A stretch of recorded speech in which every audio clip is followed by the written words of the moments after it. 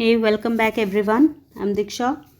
As you all know that we are dealing with chapter the end of bipolarity. So in this chapter we are done with the Soviet system. Today we are going to start with the disintegration of the Soviet system. Right, this is what we done. We are done with the merits and demerits, stagnation and all. We discussed about the different ideologies of USSR and USA. So now we are on the new topic that is collapse of USSR, या आप इसको बोलो disintegration of USSR. जो theme रहेगी वो आपकी disintegration की रहेगी या कोलैप्स की रहेगी, जहाँ पर हम बोलेंगे कि जो यूएसएसआर है वो पूरा का पूरा जो संगठन टूट जाता है और 15 अलग अलग रिपब्लिक उनमें से निकल कर आती हैं, और वी कैन से कि वहाँ से 15 अलग अलग डिफरेंट कंट्रीज़ जो हैं वो आज़ाद हो जाती हैं. Right, so this is what we are going to study here in this particular topic, that is Gorbachev and the disintegration. Gorbachev basically who is this is the name of a person, and he was the general secretary of the communist party of the Soviet Union. हमने बात की थी कि Soviet union जो है इसमें communist party से एक जनरल निकल कर आते हैं, जनरल सेक्रेटरी निकल कर आते हैं जिनका नाम है मिकेल गॉर्बेचेव. राइट, सो ये जो सोवियत यूनियन का पार्ट बने हैं या फिर हम कहें सेक्रेटरी बने हैं, ये 1985 में बने हैं. 1985 में बने. तो अब देखो, हमने पिछले टॉपिक में बात की थी कि यहाँ पर हमने देखा था कि काफ़ी सारे रिफॉर्म्स की ज़रूरत है. राइट, जब रिफॉर्म्स की ज़रूरत थी तो यहाँ पर ये जो मिकेल हैं ये सोचते हैं कहीं ना कहीं कि जो लोग सोच रहे हैं कि रिफॉर्म्स की नीड है या दे आर सप्रेस्ड या उनको दबा दिया जाता है या उनको राइट्स नहीं दिए गए हैं, फंडामेंटल राइट नहीं दिए गए हैं, या किसी ना किसी तरह के सुधार की सोसाइटी में ज़रूरत है. तो ये चीज़ ये समझते हैं, और हम क्या देख रहे हैं कि इनका जो नेचर है वो थोड़ा लिबरल हमें देखने को मिलता है कम्युनिस्ट पार्टी में रहते हुए. Right, so that was there. After this it sought to कि हम ही sought to reform this system. ये जो सारा का सारा सिस्टम चल रहा था ये इस पूरे सिस्टम को रिफॉर्म देना चाहते थे. रिफॉर्म किन टर्म्स में? Reform, he introduced economic and political reform policies of the reconstructing. अब यहाँ पर ये क्या चाहते हैं कि हम पॉलिटिकल और इकोनॉमिक रिफॉर्म ले आएँ, और पॉलिटिकल और इकोनॉमिक रिफॉर्म लाकर हम शायद इस पूरे यूनियन की, सोवियत यूनियन की जो कंडीशन है उसको सुधार सकते हैं. तो दैट वाज गोइंग ऑन. ये रिफॉर्म जो थे ना ये बेसिकली नेसेसरी थे यूएसएसआर के लिए, ऐसा इन लोगों को लगता था, ताकि हम वेस्ट के बराबर चल सकें. टेक्निकल या हम कह सकते हैं टेक्नोलॉजिकल जो रिवोल्यूशन चल रही थी उस टाइम पर ये इनके इनसे टक्कर ले सके या इनके बराबर रह सके. So that is why this revolution was felt like कि it was very important at that time. So that is why जो गोर्बेचेव हैं ये बेसिकली एक डिसीजन लेते हैं कि सारे के सारे जो रिलेशन हैं हमारे वेस्ट के साथ, या वेस्ट मीन्स यूएसए, तो यूएसए के साथ हमारे जो रिलेशन हैं हम उनको नॉर्मलाइज करेंगे, आराम से सुधारने की कोशिश करेंगे. कुछ रिफॉर्म्स करते हैं, डेमोक्रेटाइज करते हैं सोवियत यूनियन को, और कुछ रिफॉर्म्स करते हैं जिनसे हमारी जो सोवियत यूनियन है उसको काफ़ी ज़्यादा फ़ायदा मिलेगा, और जो हमारे सिटीजन्स हैं जिनकी एस्पिरेशंस हैं हमसे कुछ या डिमांड्स हैं हमसे कुछ, we will be able to fulfil those demands of the people. Right, so that was there in the head at that time. After this यहाँ पर कुछ ऐसे रिफॉर्म्स जो वो ला रहे थे, इनके रिफॉर्म्स ये कभी नहीं चाहते थे कि इन रिफॉर्म्स का कोई बुरा प्रभाव पड़े या डिसइंटीग्रेशन हो. डिसइंटीग्रेशन नाम की चीज़ इनके दिमाग में कहीं पर भी नहीं थी. Right, the people in the east European countries which were part of the Soviet bloc started to protest against their own countries. अब देखो, जो सोवियत ब्लॉक में ही, एज वी डिस्कस्ड कि सोवियत ब्लॉक में हमारे पास काफ़ी डिफरेंट कंट्रीज़ थी. If we move to the map, तो हम मैप में देख रहे हैं यहाँ पर कि हमारे पास कुछ ये यूरोपियन कंट्रीज़ हैं. राइट, ये जो यूरोपियन कंट्रीज़ हैं, बेल्स्टिक स्टेट, ये बेसिकली अभी इन्फ्लुएंस हो चुके हैं कैपिटलिज्म से धीरे धीरे, जो कि हम लास्ट लेक्चर में पढ़ के आए हैं कि ये सब टिल्ट हो चुके हैं यूएसए की तरफ. बाकी यहाँ बचता है रशिया, और रशिया की आइडियोलॉजी वही कम्युनिस्ट आइडियोलॉजी एंड जो communist party of Soviet union का पूरा एजेंडा था वही यहाँ पर निकल कर आता है रशिया का. And there were several other group also. This is known as कार, वी कैन से कि सेंट्रल एशियन रिपब्लिक्स. राइट, तो central Asian republic was also there and this was Russia. तो आपका जो ये वाला रीजन है, दिस वन यूरोपियन स्टेट वाला जो रीजन है, ये कहीं ना कहीं अपनी ही सोवियत ब्लॉक में ही प्रोटेस्ट करना शुरू कर देता है अपनी खुद की सोवियत गवर्नमेंट के अगेंस्ट. राइट, ये कहीं ना कहीं ये कहता है कि अभी हमें सोवियत के कंट्रोल में नहीं रहना है, एंड वी वांट फ्रीडम। जैसा कि हम पिछले टॉपिक में मैंने आपको बताया था कि नेशनलिज्म की जो काफ़ी ज़्यादा भावना है वो उठ रही थी, and I will discuss the reasons that why Soviet Union disintegrated in the next topic also. Detail में पूरा बताया जाएगा कि डिसइंटीग्रेशन के रीजंस क्या रहे। उससे पहले हम पूरी कहानी को, पूरी स्थिति को समझ लेते हैं। जैसे जैसे आपके कंसेप्ट क्लियर होते जाएंगे, आपको स्टोरी क्लियर होती जाएगी, आपको कुछ रीजंस बनाने, कुछ कीवर्ड्स याद करने हैं हर एक टॉपिक से, that is going to help you at the time of exam, right. So that was going on. अब यहाँ पर ये जो सारी की सारी सिचुएशन है कि रिबेल हो रहे हैं, प्रोटेस्ट कर रहे हैं लोग। अब जब ये प्रोटेस्ट पहले होते थे ना यूएसएसआर में, ऐसा नहीं कि यूएसएसआर में पहली बार प्रोटेस्ट हो रहे हैं मिकेल के टाइम पर 1985 में, इससे पहले भी हुए हैं काफ़ी सारे प्रोटेस्ट, बट उनको सप्रेस कर दिया जाता था। जैसा कि हम पढ़ के आए हैं कि उनको freedom of speech and expression नहीं थी, राइट। लेकिन यहाँ पर कुछ बदलाव आते हैं। वो बदलाव क्या है कि जो मिकेल हैं, गॉर्बेचवे हैं, वो इन रिफॉर्म्स को इन प्रोटेस्ट को दबाते नहीं हैं। वो इन डिस्टर्बेंस, जो डिस्टर्बेंस क्रिएट हो रही हैं या आकर हो रही हैं, इन डिस्टर्बेंसेस में कहीं पर भी इंटरवीन नहीं करते हैं, जो इस रीजन में स्पेसिफिकली हो रही है। और let me show you the reason. ये वाला जो आपका रीजन है ना, इस रीजन में ये बहुत ज़्यादा प्रोटेस्ट हो रहा है और इस प्रोटेस्ट को रोका नहीं जाता है, इसको चलने दिया जाता है, बिकॉज रिफॉर्म्स की आइडियोलॉजी तो है मिकेल की, राइट। तो दैट इज़ वाई अब इसके बाद क्या होता है, इसके बाद कुछ ऐसे पर्टिकुलर सीरीज ऑफ इंस्टेंसेस होते हैं, या हम कह सकते हैं ऐसी इवेंट्स होती हैं, हिस्टोरिकल इवेंट्स, जिसके चलते जो आपका यूएसएसआर है ये डिसइंटीग्रेट होना शुरू हो जाता है या कोलैप्स होना शुरू हो जाता है, गिरना शुरू हो जाता है, राइट। जो कम्युनिस्ट रिजीम है, अब उसका टाइम बहुत नज़दीक आ रहा है एंड होने का, जो कम्युनिस्ट रिजीम आपका है, राइट। तो कम्युनिस्ट रिजीम को ख़त्म करने के लिए यहाँ पर प्रोटेस्ट चल रहे हैं, एंड गॉर्बेचवे जो है वो इसमें अभी इंटरवीन नहीं कर रहे हैं। So that is one of the most important thing, क्योंकि अभी तक जितने भी इनके जनरल सेक्रेटरी आए हैं, हर कोई इस प्रॉब्लम को, ये जो परेशानियाँ, जो एस्पिरेशंस है लोगों की, या उनकी जितने भी प्रोटेस्ट है, उन सबको सप्रेस कर दिया जाता था। नाउ ये जितनी सारी डेवलपमेंट्स हो रही थी, ये कहीं ना कहीं एस्केलेट कर रही थी क्राइसिस को। कैसे क्राइसिस? जो यूएसएसआर के अंदर ही बढ़ रहे हैं कि उन्हीं की खुद की जो कंट्रीज़ हैं वो अब कहीं रिबेल करना शुरू कर रही हैं। तो दैट इज़ वाई यहाँ पर इस तरीके के जो क्राइसिस आ रहे हैं, इनको एस्केलेट किया जा रहा है, राइट। आफ्टर दिस ये कुछ डिसइंटीग्रेशन को हेस्टन भी करते हैं, कुछ बढ़ावा भी देते हैं डिसइंटीग्रेशन को, कि ठीक है धीरे धीरे अब इन events, series of events are happening, so that is why the end is near, right. तो जो गॉर्बेचवे हैं ये कुछ पॉलिसीज़ को इनिशिएट करते हैं। वो पॉलिसीज़ जो आपकी रहेंगी, वो पॉलिसी बेसिकली पॉलिटिकल और economic policy, economic and political policies में ये रिफॉर्म्स लेकर आते हैं गॉर्बेचवे। और इन रिफॉर्म्स के चलते ये क्या कहते हैं, ये कहते हैं कि हमें डेमोक्रेटाइज कर देना चाहिए कंट्री को, और हमारे जो रिफॉर्म्स हैं वो बेसिकली बहुत पॉजिटिव अप्रोच के साथ शुरू हमें करने चाहिए। So that was his thought process, but not the thought process of communist party of Russia, और we can say sorry the communist party of Soviet union, right. तो सोवियत यूनियन का वो कोई, हम कह सकते हैं, डिसीजन नहीं है। That was the decision of the particular member of that party. Soviet union का डिसीजन नहीं है, सोवियत यूनियन के एक मेंबर जो कि जनरल अभी सेक्रेटरी है, उनका ये डिसीजन है कि हमें कहीं ना कहीं डेमोक्रेटाइज कर देना चाहिए कंट्री को। तो ऑब्वियस है इस सब के चलते यहाँ पर क्या होगा, इस सब के चलते यहाँ पर ओपोज किया जाएगा, और जो मिकेल हैं इनको ओपोज किया जा रहा है इन्हीं की पार्टी में। जो कम्युनिस्ट पार्टी है, कम्युनिस्ट पार्टी के ही दो ब्लॉक बन जाते हैं, उन दो ब्लॉक के लोग ही इनको वी कैन से ओपोज करना शुरू कर देते हैं। That first one was group 1 and second one was group 2, right. तो ग्रुप 1 में क्या होता है, ग्रुप 1 में बेसिकली वो लोग हैं जो पूरी तरह से इनके एंटी हैं, और वी कैन से इनको ओपोज कर रहे हैं, hard liners of the party, right. Hard liners of the party basically जो कि कट्टरवादी हैं, कट्टरपंथी हैं, जो कि बिलीव करते हैं जो कम्युनिस्ट पार्टी की अप्रोच है वो बिल्कुल सही है।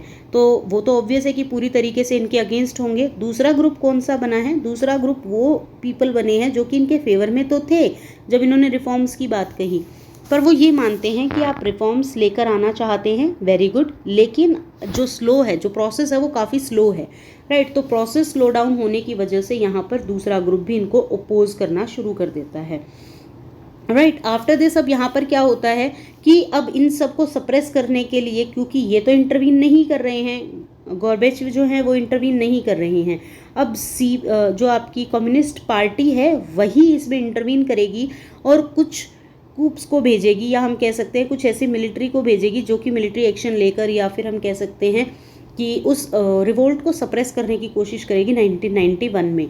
लेकिन यहाँ पर क्या होता है, पार्टी हार्डलाइनर्स के थ्रू इनको भेजा जाता है सप्रेस करने के लिए पूरी मूवमेंट को। बट यहाँ पर हमें कुछ ऐसे लोग मिलते हैं, या हम कह सकते हैं कि पूरी की पूरी जो यूनियंस हैं, जो हमारी ईस्टर्न यूरोपियन कंट्रीज़ हैं, वो अब आज़ादी का स्वाद देख चुकी हैं कि कैसा होता है। They tasted, the people had tasted freedom by then. अभी तक लोगों ने फ्रीडम देख ली थी कि फ्रीडम क्या होती है, हमें क्यों चाहिए। तो ऑब्वियस है कि वो उस पुराने स्टाइल में नहीं जाना चाहते हैं। जो पुराना स्टाइल है, जो कम्युनिस्ट पार्टी का रूल है, वो उस रूल में अब दोबारा नहीं जाना चाहते हैं और अब वो आज़ाद ही रहना चाहते हैं। तो that was there. After this, जब ये पूरा का पूरा इवेंट हो रहा था, तो इस टाइम एक बेल्स्टिन नाम के व्यक्ति आते हैं। येल्स्टिन नाम के व्यक्ति आते हैं। येल्स्टिन जो हैं ये काफ़ी ज़्यादा फेमस हैं आपकी यूएसएसआर के, सोवियत यूनियन में। क्यों है फेमस? क्योंकि he emerged as a national hero. ये एक नेशनल हीरो की तरह इमर्ज होकर आते हैं। हु वाज अपोजिंग दीज कूप्स, जो ये कूप भेजे गए थे कम्युनिस्ट पार्टी के थ्रू, इनको ये अब दबा रहे हैं, सप्रेस कर रहे हैं, या इनको अपोज कर रहे हैं। तो इनको अपोज करने में ये नेशनल हीरो की तरह इमर्ज होकर आते हैं, राइट। और जो रशियन रिपब्लिक है, जहाँ पर येल्स्टिन पॉपुलर इलेक्शन को जीत कर आए थे, वहाँ से ये सेंटर को सेंट्रलाइज कर लेते हैं, कंट्रोल को, और यहाँ से पावर शिफ्ट होना शुरू हो जाती है। सोवियत सिस्टम जो है वो रिपब्लिक बनना शुरू हो जाता है।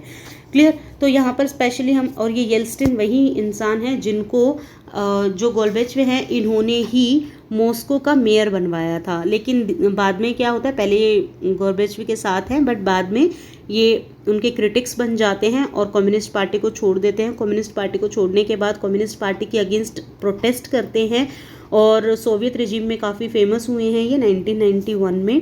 ही played very crucial role in dissolving the Soviet Union and he was also blamed for hardships suffered by the Russians in their transition from communist to capitalism।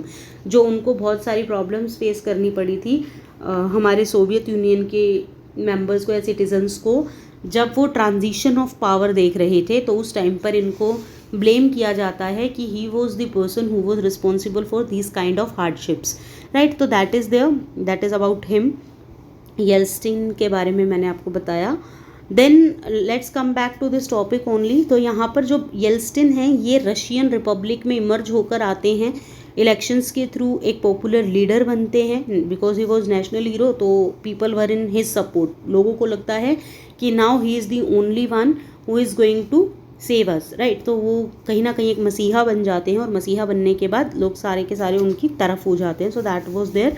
After this हम देखते हैं कि यहाँ पर जो सॉवरेन स्टेट्स हैं, ये sovereign state बनना शुरू हो जाएंगी, जो यूरोपियनाइज्ड पार्ट है सोवियत यूनियन का, जिसमें कि हमने अभी मैप में देखा था, जो ईस्टर्न यूरोपियन कंट्रीज़ हैं वो अब सॉवरेन बन जाएंगे। और सॉवरेन का मतलब हमें पता है, जो कि संप्रभुत्व होता है, means we are superior to all in our own sense. हमारे खुद के डोमेन में, हमारे खुद के एरिया में हम सबसे सुप्रीम हैं, हमारे ऊपर किसी और का रूल नहीं है। So that is the meaning. लेकिन यहाँ पर क्या होता है कि देखो, जो यूरोपियन यूनियन है, now let's come back to this map. European Union जो है ये तो अलग होना चाहती थी, क्योंकि ये तो पहले से ही हमें पता है कि यहाँ पर ये यूएसए की तरफ टिल्ट हो रही है या उनसे इन्फ्लुएंस हो रही है। लेकिन ये जो रीजन है ना, जो आपका सेंट्रल एशियन रिपब्लिक्स हैं, ये कभी भी डिसइंटीग्रेट नहीं होना चाहती थी। ये सोवियत फेडरेशन का ही पार्ट बने रहना चाहती थी। वाई? बिकॉज इनको कहीं ना कहीं ये लगता था कि we will grow, we will develop under the umbrella of USSR. USSR की अम्ब्रेला या उस यूनियन के अंडर हम शायद हो सकता है कि अच्छे से ग्रो कर पाएँ, जितना कि हम इंडिपेंडेंटली ग्रो नहीं कर सकते हैं। तो that is why they were not in favour of disintegration, and इन्होंने कभी इंडिपेंडेंस के लिए पूछा भी नहीं। They wanted to remain with the Soviet federation only. लेकिन 1991 में, दिसंबर 1991 में, under the leadership of Yeltsin, क्योंकि येल्स्टिन जो हैं यही वो व्यक्ति हैं जो यूएसएसआर डिसइंटीग्रेट होने के बाद रशिया के पहले प्रेसिडेंट निकल कर आए थे, या हम कह सकते हैं बने थे। तो येल्स्टिन की लीडरशिप के अंडर यहाँ पर रशिया, यूक्रेन और बेलारूस तीनों कंट्रीज़ आकर, जो मेजर रिपब्लिक निकल कर आई थी हमारे यूएसएसआर से, तो वो तीनों आती हैं और आकर ये डिक्लेयर करती हैं कि नाउ ऑनवर्ड्स हमारे पास जो सारी की सारी 15 दीज यूएसएसआर रिपब्लिक्स थी वो सब इंडिपेंडेंट हो गई हैं. This fifth one, this first one and Ukraine also, this sixth one. These were the 3 major republics. ये 3 मेजर रिपब्लिक थी जो कि यूएसएसआर से निकल कर आई थी और इन्होंने डिक्लेयर किया था कि अब से ये पूरा का पूरा जो यूएसएसआर है ये फ्री हो चुका है. नाउ यू कैन सी कि यहाँ पर हमने क्या क्या देखा कि this is Belarus, this is Ukraine and this is Russia, right. तो ये तीनों मिलकर आते हैं, आके निकल के दिसंबर 1991 में डिक्लेयर कर देते हैं under the leadership of Yeltsin की लीडरशिप के अंडर, राइट. तो that was there. After this it was assumed worldwide कि अब जो यूएसएसआर है वो डिसइंटीग्रेट हो चुका है. जो communist party of Soviet union है उसको बैन कर दिया गया. ऑब्वियस है कि उसको बैन ही किया जाएगा because there was no further existence of this. So that is why यहाँ पर एग्जिस्टेंस ही इसका ख़त्म कर दिया गया है. USSR was band. तो अब यहाँ फॉर्मली ये डिसबैंड हो चुके हैं. After this capitalism and democracy were adopted as the basis of the post-Soviet republics. Post-Soviet Republic का मतलब है कि यहाँ पर जो सोवियत रिपब्लिक के बाद जितनी कंट्रीज़ निकल कर आई they are known as post Soviet, right. तो पोस्ट-सोवियत वो वाली कंट्रीज़ हैं जो इसमें से यूएसएसआर में से निकल कर आई थी, इमर्ज होकर आई थी, दोज 15 कंट्रीज़, राइट. अब यहाँ पर ऑब्वियस है कि अब आपका जब पूरा ट्रांजिशन हो रहा है तो ट्रांजिशन होते हुए आपको हर एक चीज़ जीरो से स्टार्ट करनी है और वी कैन से कि बिल्कुल स्टार्टिंग पॉइंट से आप स्टार्ट करेंगे. तो ऑब्वियस है कि यहाँ पर क्या होगा कि आपको कोई ना कोई फॉर्म ऑफ गवर्नमेंट भी रखनी पड़ेगी, कोई बेस भी बनाना पड़ेगा. सो that is Y capitalism and democracy were adopted. Capitalism, that is pro USA, and if we talk about democracy then that is also pro USA. तो ये प्रिंसिपल जो कि हमारा कम्युनिस्ट था और अथॉरिटेटिव था, ये सारी की सारी जो पावर है ये चेंज हो जाती है, पॉलिटिकल स्ट्रक्चर चेंज हो जाता है और यहाँ पर कैपिटलिज्म और डेमोक्रेसी को एस्टेब्लिश कर दिया जाता है. या हम कह सकते हैं कि इन लोगों ने डेमोक्रेसी और कैपिटलिज्म को एक्सेप्ट कर लिया था और अडॉप्ट कर लिया था as their base. Clear, that was there. After this यहाँ पर अगर हम बात करें कि कम्युनिज्म या फिर डेमोक्रेसी में से कौन सी फॉर्म ऑफ गवर्नमेंट जीतती है, तो that was the win win situation for democracy और डेमोक्रेसी यहाँ पर जीत कर निकल कर बाहर आती है, right. So that was there. After this जब ये डिक्लेरेशन किया गया यूएसएसआर का कि USSR is disintegrated now onwards, तो यहाँ पर जब डिसइंटीग्रेट किया गया तो एक इनफॉर्मल यूनियन बनाई गई, commonwealth of independent state. See basically ये क्यों बनाई गई थी? अब देखो, आप इंडिपेंडेंट हो गए हो, हमने मान लिया है कि आप सब अपनी खुद की जिम्मेदारी लेकर आए हो, लेकिन ये जो जिम्मेदारी लेकर आए हो हमारे तो कुछ नॉर्म्स, कुछ ऐसी ट्रीटीज़ थी जो इंटरनेशनल लेवल पर भी थी, राइट. तो इंटरनेशनल लेवल पर जो ट्रीटीज़ थी, जो भी नेगोशिएशंस थी, उन सब को भी तो अभी देखना था. यूएन जो है उस यूएन में हमारे पास एक सीट, मतलब यूएसएसआर के पास एक सीट फिक्स होती थी. 1 seat was there for Russia also. तो ये जो फिक्स होती थी, अब इसका कार्यभार कौन संभालेगा, इसकी लेगेसी को कौन लेगा, उन सब चीज़ों पर, या ये जो जितनी भी कंट्रीज़ इंडिपेंडेंट हुई थी इन सब कंट्रीज़ पर किस तरीके से अब क्या काम होगा, किस तरीके से यहाँ पर रिपब्लिक्स को बनाया जाएगा, क्या इनके साथ आगे होगा, what was the future of these countries. तो ये सब जो डिस्कस करना था, what will be the future, तो ये सब डिस्कस करने के लिए इन्होंने CIS को बनाया. जब इन्होंने CIS को बनाया तो ये डिक्लेयर किया गया कि जो CIS है इसमें भी काफ़ी सारे सरप्राइजेज आए थे और इस टाइम पर ये डिक्लेयर किया गया कि जो ये है ये एक इनफॉर्मल ऑर्गेनाइजेशन है, जो कि एक ऑर्गेनाइजेशन है for the economic and political reforms, right. ये इकोनॉमिक और पॉलिटिकल रिफॉर्म्स के लिए है. अब यहाँ पर फिर से हम समझ लेते हैं कि अगर ऐसी ऑर्गेनाइजेशन ही बनानी थी तो सोवियत यूनियन डिसइंटीग्रेट क्यों किया गया, या सोवियत यूनियन के डिसइंटीग्रेट करने का क्या मतलब है. तो यहाँ पर हमें समझ आता है कि सोवियत यूनियन को डिसइंटीग्रेट करने का मतलब ये है कि अभी formally they are not all together, और इस CIS में जो आना चाहता है कॉमन इंटरेस्ट, म्यूचुअल इंटरेस्ट के साथ, तो वो लोग आ सकते हैं. अब यहाँ पर क्या होता है, जो ये CIS है ये भी काफ़ी सरप्राइजिंग है पूरे के पूरे डिसबैंडेड सोवियत यूनियन के लिए, या इरिस्टवाइल सोवियत यूनियन के लिए काफ़ी बड़ा सरप्राइज़ है. क्योंकि यहाँ पर CIS जो है वो एक सरप्राइज़ के साथ आती है और वो बोलती है कि सेंट्रल इस्लामिक जो हैं उनके लिए काफ़ी ज़्यादा सरप्राइजिंग रहा, क्योंकि उन लोगों को इनवाइट ही नहीं किया गया और वी कैन से कि उनका एक्सक्लूजन कर दिया गया इस CIS से, राइट। तो the exclusion of these republics was an issue that was quickly solved by making them founding members of the CIS। लेकिन ये जो इशू क्रिएट हुए थे कि CIS ने कभी भी कार या जिसको हम बोले सेंट्रल एशियन रिपब्लिक्स, उनको कभी इनविटेशन नहीं दिया, उनको बुलाया नहीं गया, तो ऑब्वियस है कि यहाँ पर क्या हो रहा था, यहाँ पर उनको इस इशू को रिजॉल्व कर लिया गया जल्दी ही और CAR को बेसिकली फाउंडिंग मेंबर्स डिक्लेयर कर दिया गया ऑफ CIS। जो बैलिस्टिक स्टेट्स थे आपके, बैलिस्टिक स्टेट बेसिकली जो ईस्टर्न यूरोपियन कंट्रीज़ थी, उन सब ने पहले ही डिनाई कर दिया इसको ज्वाइन करने के लिए। So what we can say here कि यहाँ पर कोई सक्सेसर कौन निकल कर आएगा। बैलिस्टिक स्टेट तो पहले ही मना कर चुके हैं, या हम कह सकते हैं कि जो हमारी सोवियत यूनियन थी अब उसका कार्यभार कौन संभालेगा। तो Russia said that I am the strong one, और we can understand in this way कि I am the strong one, I am the powerful and I am the biggest, so that is why I am accepting all the opportunity, I am accepting all the challenges and जितनी भी जो भी legacy है I will handle them on international platform. So that was their ideology. अब Russia क्या कहता है, Russia accept कर लेता है, सक्सेसर स्टेट बन जाता है सोवियत यूनियन का और इनहेरिट कर लेता है वो जो एक सीट, जिस एक सीट की मैंने अभी आपको बात बताई कि UN में एक सीट फिक्स हुआ करती थी, किसकी, USSR की, यूनाइटेड नेशंस में।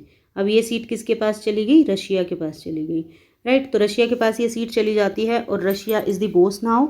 और यहाँ पर जो रशिया है वो सारी की सारी इंटरनेशनल ट्रीटीज़, कमिटमेंट्स जो कि सोवियत यूनियन की थी उन सबको मान लेता है। अब इस सब के चलते ये नहीं है कि बहुत आसानी से ये सब हो गया, यहाँ पर भी काफ़ी सारे कॉन्फ्लिक्ट्स या टेंशन्स आई थी। जैसे यूक्रेन जो है, यूक्रेन को इस चीज़ का बुरा लगा, ऑब्वियस है कि ऐसे कैसे, मतलब रशिया को ही हर चीज़, हर लेगेसी दी जा रही है। वी आर ऑल्सो कंट्री, हमने भी इस पूरी यूनियन में, सोवियत यूनियन में 70 साल गुजारे हैं, तो why this is happening to we people. तो इस तरीके से यहाँ पर हो रहा है। तो it took only nuclear state of the post Soviet space and carried out some nuclear disarm. अब इन्होंने ना बहुत सारे डिसआर्मामेंट, न्यूक्लियर डिसआर्मामेंट मीजर्स भी साइन किए US के साथ कि now we are disbanding our armies and we are disarming our self, right. तो ये भी हुआ था यहाँ पर। The old Soviet union was thus dead and buried. या हम यहाँ से पूरा कंक्लूजन हमें ये पता चलता है कि जो सोवियत यूनियन है अब ये ख़त्म हो चुकी है एंड नाउ अब कोई नई अगर फॉर्मेशन करनी है तो वो इनफॉर्मल ऑर्गेनाइजेशंस होंगी, राइट। तो that was there what we studied the disintegration of the Soviet Union. Soviet union का डिसइंटीग्रेशन हमने पूरा पढ़ा कि सोवियत यूनियन जो है वो डिसइंटीग्रेट कैसे हुआ, किन रीजंस की वजह से हुआ।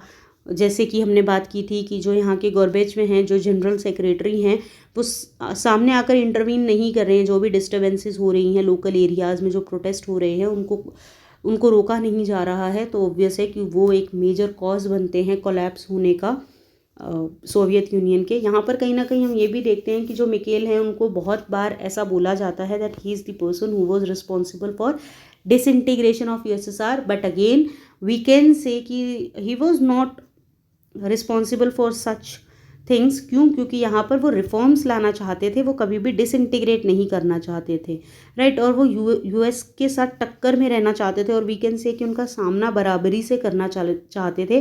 दे want to abreast with USA, but again यहाँ पर उनके जो प्लान्स हैं वो बैकफायर कर जाते हैं और येल्स्टिन जो उनके साथ थे, उनके सपोर्टर थे, या हम कह सकते हैं जिनको वही मेयर बनाकर लेकर आए थे मॉस्को का, वही रिबेल कर देते हैं और कम्युनिस्ट पार्टी को छोड़कर चले जाते हैं और प्रोटेस्ट को बढ़ावा मिलता है, राइट। उसके अलावा पॉलिटिकल रिफॉर्म्स किए गए, इकोनॉमिक रिफॉर्म्स किए गए, बट वो स्लो थे। तो दैट इज़ वाई जो गॉर्बेच में हैं वो रिफॉर्म्स तो लेकर आए बट उनके रिफॉर्म्स ज़्यादा चले नहीं क्योंकि स्लो थे।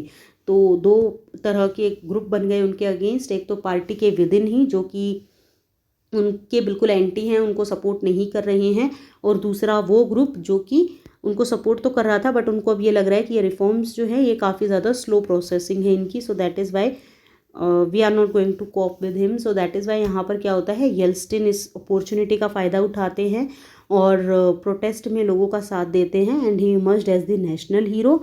आफ्टर दिस वी डिस्कस्ड कि यहाँ पर जो सेंट्रल एशियन रिपब्लिक्स हैं वो कभी भी इंडिपेंडेंस के लिए नहीं पूछ रही हैं, जो बेल्स्टिक स्टेट है वो बहुत ज़्यादा पूछ रहे हैं, या हम कह सकते हैं कि जो Baltic state means they were influenced by USA, और वो काफ़ी ज़्यादा सपोर्ट कर रहे हैं इंडिपेंडेंट नेशन को। और दिसंबर 1991 में under the leadership of Yeltsin Russia, Ukraine और बेलारूस जो हैं 3 मेजर रिपब्लिक यूएसएसआर की, वो सामने आते हैं और आकर डिक्लेयर कर देते हैं कि now onwards Russia is the USSR is disintegrated, disbanded, so all the 15 republics are free, they can do whatever form of government they want to implement in their own country. So that was their decision. Yeltsin जो है he was the first president of newly born Russia, जो Russia है उसके first president है जो कि elect होकर आए थे। After this we talked about कि यहाँ पर इन डिसइंटीग्रेशन के साथ ही हमें पता चलता है कि जो कैपिटलिज्म और डेमोक्रेसी है वो अपना ली जाती है by different post Soviet republics, जो अलग अलग सोवियत रिपब्लिक्स हैं उनके थ्रू। देन वी टॉक्ड कि जितनी भी ये सब चीज़ें थी डिसइंटीग्रेशन के बाद कॉमनवेल्थ ऑफ इंडिपेंडेंट स्टेट को फॉर्म किया गया। Commonwealth of independent state basically किस लिए था, सो दैट एक म्यूचुअल इंटरेस्ट को फुलफ़िल किया जा सके और आने वाले टाइम में किस तरीके से इकोनॉमिक और सोशल डेवलपमेंट की जाएगी एरिया में, या पॉलिटिकल डेवलपमेंट की जाएगी, तो उसके बारे में इनफॉर्मल ऑर्गेनाइजेशन थी, जहाँ पर बेल्स्टिक स्टेट खुद ही मना कर देते हैं। जो सेंट्रल इस्लामिक स्टेट है पहले तो उनको बुलाया नहीं जाता है, बट देन लेटर ऑन ये इशू को रिजॉल्व कर लिया जाता है, and they were integral part of the this CIS। After this UN security council की जो एक सीट फिक्स होती है USSR की होती थी, वो अब रशिया के पास चली जाती है, एंड जो ये परमानेंट सीट वगैरह है या सोवियत यूनियन की जितनी भी कमिटमेंट्स और ट्रीटीज़ थी इंटरनेशनल लेवल पर, ये सब रशिया के पास चली जाती हैं, जिससे यूक्रेन को बुरा भी लगता है थोड़ा सा। But later on things were there कि कुछ चीज़ें ऐसी थी जो कि ठीक भी थी और कुछ चीज़ें ऐसी थी जो कि गलत होती जा रही थी, तो that was there. Nuclear disarmament measures लिए जाते हैं US के थ्रू, एंड जो ओल्ड यूनियन सोवियत यूनियन होती है वो डिसइंटीग्रेट हो जाती है। So that was all about today. Thank you so much for watching this video. Stay tuned.